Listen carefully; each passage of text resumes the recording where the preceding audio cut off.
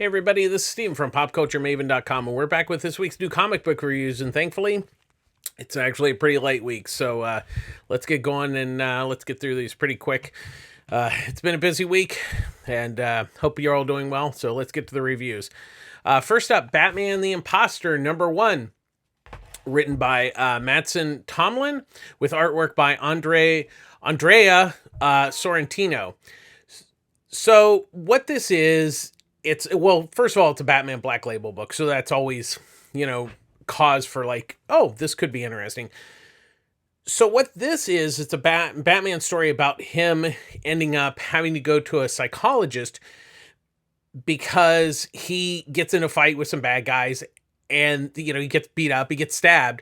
So the psychiatrist makes a deal with Bruce that if he comes to her every day to talk about, him being, Batman and Bruce, the dichotomy of the two characters, that she won't call the police and, spill the beans that he's, that Batman is Bruce Wayne. So it's really interesting. It's very psychological. There is some action in it, but it's more of a psychological thriller in some respects, and that's what really makes it interesting. Tomlin's script is actually quite good because it really sets a great tone to begin with. The first act is really good, and then just the way that he handles the pacing and everything of this story is really, really wonderful. I really, really enjoyed this story, and then after you have this great story, you need a really good artist, and Sorrentino is an amazing artist. He's absolutely amazing. I love his work. I first discovered him on Gideon Falls. He's been working with Jeff Lemire a lot. So I think he was a really good choice for this because there's a lot of times where it's just dialogue and everything, and he is so good about capturing the emotions of the characters and everything that it just really works so well. So this really, this is really a good book. I'm really surprised. And I think it's really worth checking out this week. It's one of the best books of the week. So definitely check it out. Next up, we have ETER, #1, with the main story written by Jeff McComsey, with artwork by Javier Peludo. And then there's a backup story written by Dan Parsons, with artwork by Sean Crystal. So what this is that there's a doctor, she works in the ER, she's going home, and on her way home, she sees this car crash. So she's like, hey, we're close to the hospital, we'll just take him. And there's an ambulance there, and the ambulance says, oh, we'll take care of it. And she's like, no, he's going to bleed to death.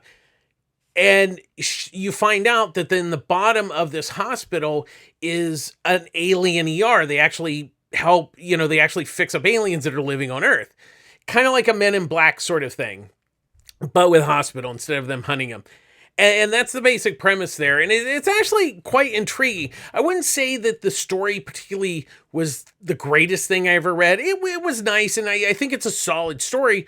It had, the hook is interesting.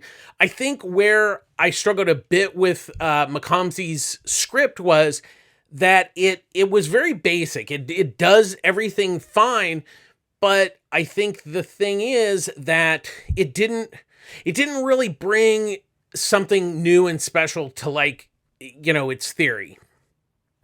And in that respect, I think it's a decent book, but it just wasn't particularly overwhelming. I enjoyed it while I was reading it, but it just, it was nice. But I will say, Peludo's artwork's actually really nice and kind of fits it really well. It kind of has a bit of a Mike Allred feel to it, where it's kind of a simple, clean style, but it works for the story. The backup story by Parsons and Crystal, so it was nice. It added a little side story to the main premise of this book. Overall, I think it was okay. It didn't really blow my socks off or anything, but I think it was decent, but not a big win this week. Next up, we have The Chilling Adventures of Sabrina, #9, written by Robert Agora Sacasa, with artwork by Robert Hack. And yes, it's been... So the last issue, I had to look it up. Issue 8 came out August 16th of 2017. So it's 70. It's been 3 years. 3 years between issues. So at this point, we'd pretty much giving up on the Archie horror title. It's just, I don't think it's ever going to get finished. And the Sabrina book started off really well, and then it just, as with everything from Archie that was a new title, just ultimately kind of disappeared. So the question comes down to, is anybody really going to care after 3 years? And I think sadly, no. I mean, I will say that there is a catch up in the front that kind of gives you the story so far, but you can't really, when you're talking about 3 years difference. I mean, I've experienced a lot of late books in my life, but I think 3 years might be the real winner that we've ever had. Barring, they could be the Kevin Smith Black Cat miniseries might top it, but this one's really close. So I read it and I read the thing, but ultimately I think the momentum that was there in the book when I read it 3 years ago in the last issue was just, it was there. Now it's gone. And it's kind of a shame because I do like the concept of the book. I like the idea of the Sabrina character having her own title outside Riverdale and everything. And I love the horror angle. But at this point, no matter how good this is, I don't think anybody is going to care. And it's a shame because the script is fine and everything. I really do enjoy Robert Hack's artwork. I really, really enjoy his artwork on this book.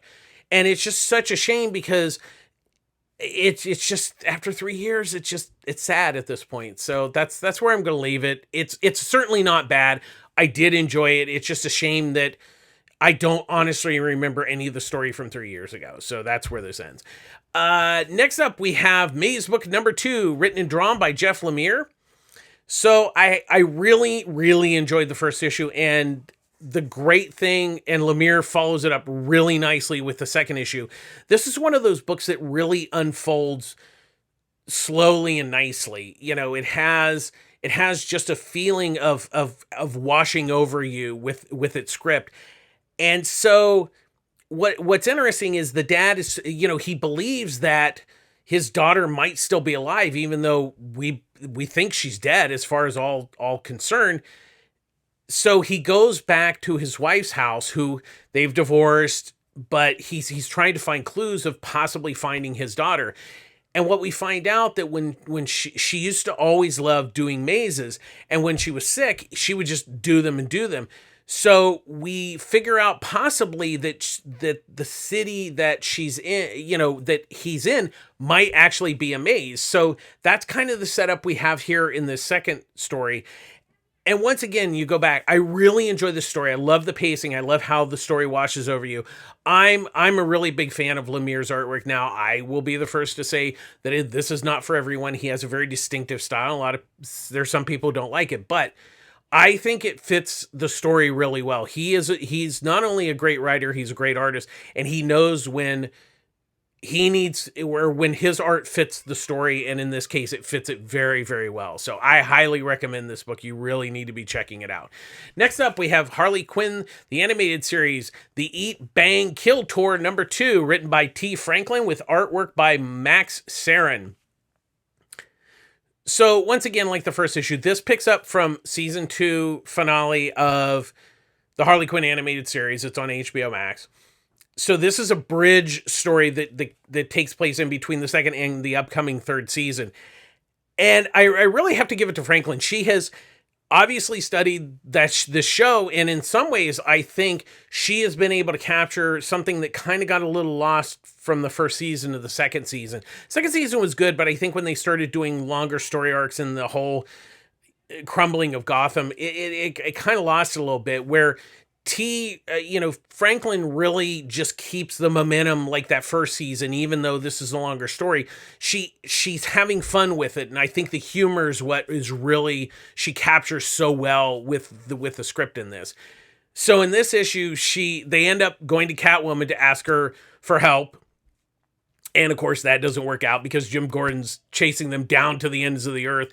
So Batman shows up and he's like, "Jim, you need to calm down." And he's like, "Nope, I'm gonna get them. So that's where we are in this second issue. But I'm really enjoying it. And then beyond the script is actually quite good. Saren's artwork, I'm really loving his artwork. He really has he really captures a cartoony style, but I love how it has like, the facial expressions he does is just so wonderful. And it's a really good looking book. So if you're a fan of Harley Quinn, I say check it out. Next up, we have Deadbox number 2, written by Mark Russell with artwork by Benjamin Tassima.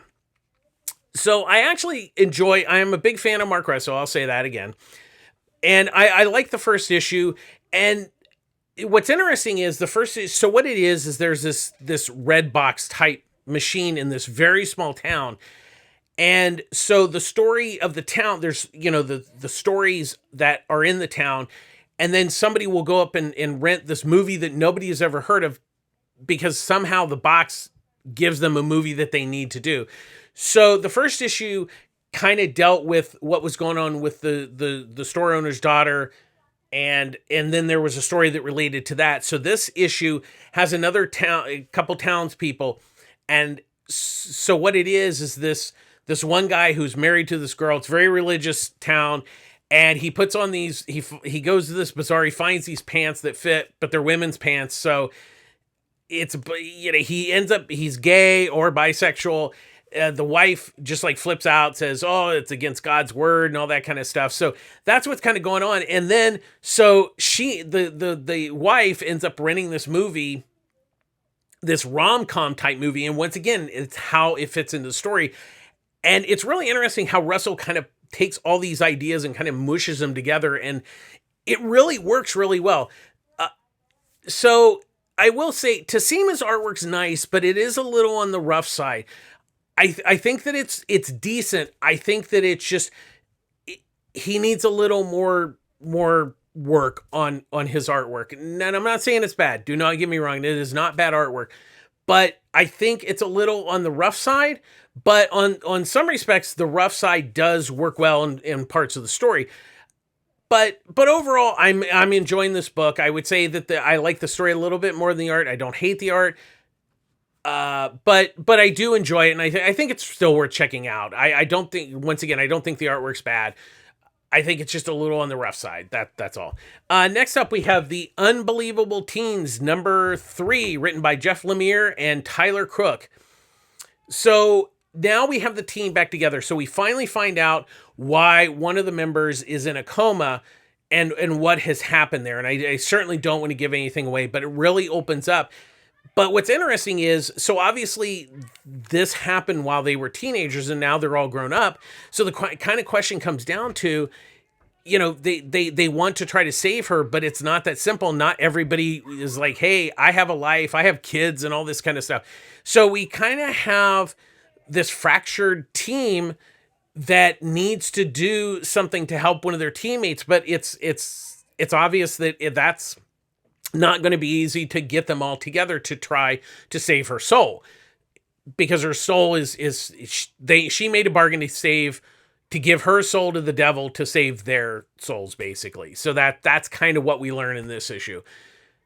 And once again, I really like these Black Hammer side stories because they just tell different stories and they're not necessarily related to the main Black Hammer book, but they live in this world, and it's really, really fabulous. And then this one, you have Tyler Crook's artwork, which is just, I love his artwork. And I love how when you're in the real world, when we're in the current world, he has his art style, but when they go back to like their past, when they're teens, it's a comic book style. It's really kind of brilliant in a lot of ways.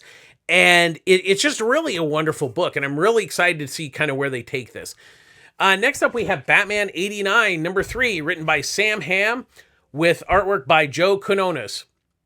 So there's been a lead up of Harvey Dent. Obviously, this issue, he becomes Two-Face, and it's kind of the origin from the comics, but it's not, which is really interesting because in a way, I imagine that they would have done it slightly, maybe they would have done it this way for the movie had they done the Harvey, the Billy D. Williams as Harvey Dent story, but that never materialized. So in a way, this is really, what that is. But I also love the fact that he's mashing in the second Batman Returns film because Catwoman's here. So there's that. So I love how Ham is kind of bending the continuity in some respects, because the Batman 89 was really, and Batman Returns is I think they're very separate films. But I like how Ham has really blended those two worlds together and kind of taken the best of each of them and thrown them all together, because there is a lot of it's still ultimately within the Burton universe. I think that's really the best way to explain it, that he stays within the Burton universe and ignores the other two. So and then Quinones does, once again, he does a really good job of capturing the looks of the actors and everything, and the scene, when we find out how Harvey Dent becomes Two-Face, it's actually really well done and very, I don't want to give anything away, but it's really interesting how the story, and then how Quinones draws all that and brings it all together. It's really, I'm really enjoying this book, and it's just really a lot of fun. Next up we have Mamo #4, written and drawn by Saz Millage. So we found out from the last issue that the witch, her grandmother, has set this up to apparently trap her in this town. So the question comes down to, she left because she didn't want to be there. So now she's trapped and she's not happy about it. But there's also the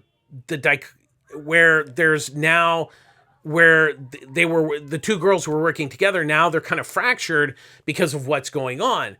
And it's really interesting. And I try not to give too much away, because there's so much. A lot of it is the way that Millage tells this story. A lot of it is very visual with not a lot of dialogue. So there'll be times where there's story, but there's not any dialogue to go with it, with like looks and emotions and everything. And it really just, it really is wonderful. I really, really like it. I really enjoy this book. And like I said, it reminds me a lot of Kiki's Delivery Service in its kind of feelings. And it's just, both the story and the artwork, it's just absolutely wonderful. But I'm really excited to see where she takes this story, because we're kind of coming towards the end. And it'll be interesting to see, because we finally, she calls upon her dead grandmother, and we start to learn things. So it's very interesting. This is a very pivotal issue. So I think it really is wonderful. And if you haven't been picking up, I really recommend. But if you're waiting for the trade, I really, really enjoy this book. It'll be really interesting to see how it all kind of comes together. Next up, we have Superman and the Authority #4, written by Grant Morrison with Mikhail Janin. So this finishes the story, kind of wraps it up pretty quick, because there's a lot. It's a very dense issue, and Grant Morrison tends to write that way. But it's dense in the sense that there's a lot going on, but he wraps it up kind of quick. So it's kind of an odd read. It's not bad. It just kind of, it just really wraps up really quickly, and yet I would have maybe liked it to breathe a little bit more. But ultimately, I still really enjoy it. There's a nice, really, I think a lot of this was get the Authority back into the DC universe, which is what I think the main purpose of this is. But I did like the fact that Superman now, has another thing to do with his life, and it's rather interesting. And I also like how he fit the bottle of Candor in there. And it's really wonderful. And then, like I said, it's a dense story, but still good. But then you have Janin's artwork that is just absolutely wonderful. It's really, really gorgeous artwork. And this is really, for Morrison Swansong, this is a nice finish to his current DC work. He said that he has no plans for DC in the near future. So this is it's a nice little ending, and it's kind of a nice goodbye in some respects to him and his stories in the DC universe. So if you haven't been picking it up, I would say check it out if you're a fan of both Superman, but more the Authority. But I like how he brought him back, and they're a good team, and I hope DC does something with them. Next up, we have Strange Adventures #12, written by Tom King with artwork by Mitch Gerards and Evan Doc Shaner. So what I love what King does when he does these maxi series is that he pretty much wrapped the story up for the big cliffhanger already. So now these last couple of issues have been the fallout from the entire story. And I can't really say anything about the story because there's so much here to say, but I will say it wrapped up wonderfully, but yet it didn't give it a finite ending. It's not like everybody's dead at the end. No, it's the end of the story, but there could be more. And I really like that with King, that he leaves the possibility they could be more, but you're satisfied with what he's delivered. And that is the mark of a really good story. I've really enjoyed this. And then not only has this story been great, but you have Jared's and Shaner on the artwork that is just they were perfect together because their styles were different. And I loved how Jared's did the present and Shaner did the past, and it's just a wonderful book. There is a hardcover coming. If you have not read this, I really, really recommend it. King is just on a roll with all this stuff. He is just firing on all cylinders, and this is really good stuff. Next up, we have 6 Sidekicks of Trigger Keaton, number 6, written by Kyle Starks with artwork by Chris Schweitzer. Oh, I'm sorry, it's issue 5. That's what I thought. It's issue 6 is the next one. Issue 5. 5. So this issue is basically the entire issue is a giant fight between the kid sidekicks and the Stuntman Association in a giant Egyptian movie motif. And it's really that simple. It's just a giant fight, and that's all it is.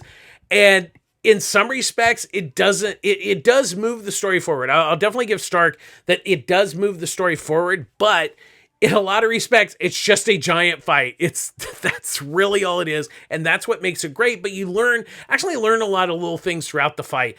And there's one interesting reveal of one of the characters. I don't want to give it away, but it really is it's exciting and funny, and just this book has just been a total blast. I just loving the crap out of it.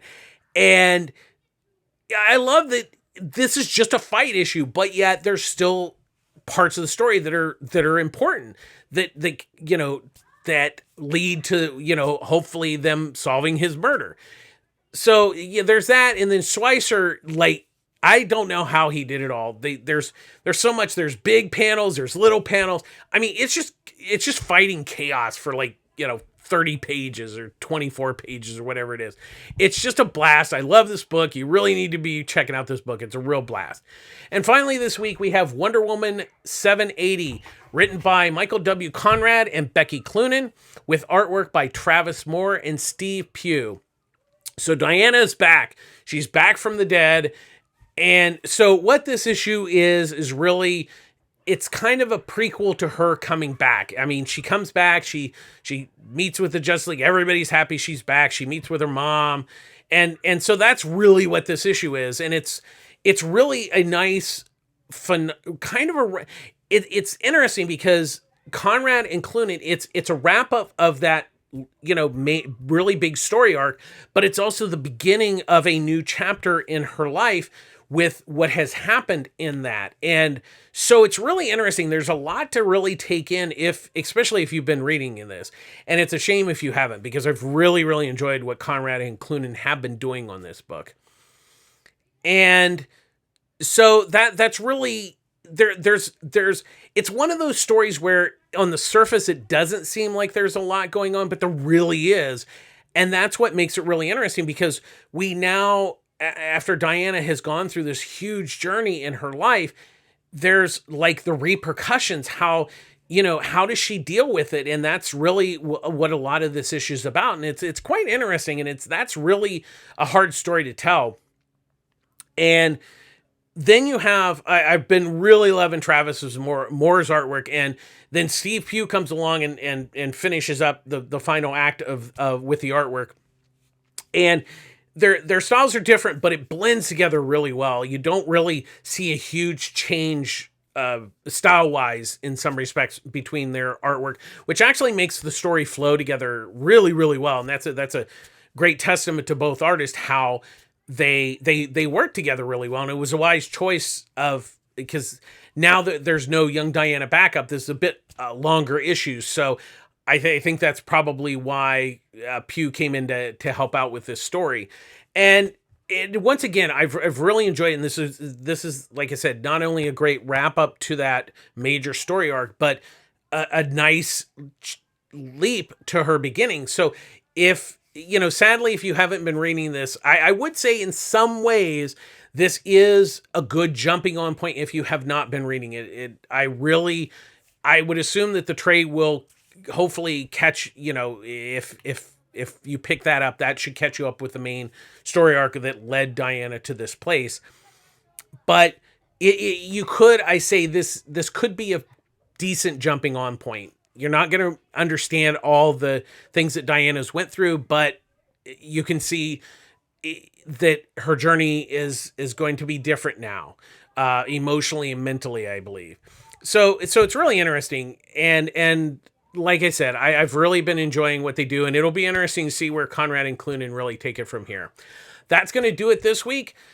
Once again, a short week. We did really well. As always, public service announcement. I get all my comics at Pulp Fiction Comics Long Beach. Ryan runs a really great store there. Annie and Eduardo are really great too. They offer a great pull service. They offer discounts on books. They have a sister store in Culver City, Pulp Fiction Culver City, run by Chris and her team. Once again, another great LA store that you should be checking out if you live in the area. And as always, please get vaccinated. Please be safe out there. Wear your mask. Take care of yourselves. And as we always end each episode, please be kind to each other. Kindness goes a long way. Kindness is very important right now. And just please be kind to each other. So we're going to sign off. Thanks for watching. Please like and share and subscribe to our YouTube channel. And that's going to be it. Thanks a lot for tuning in. Bye-bye.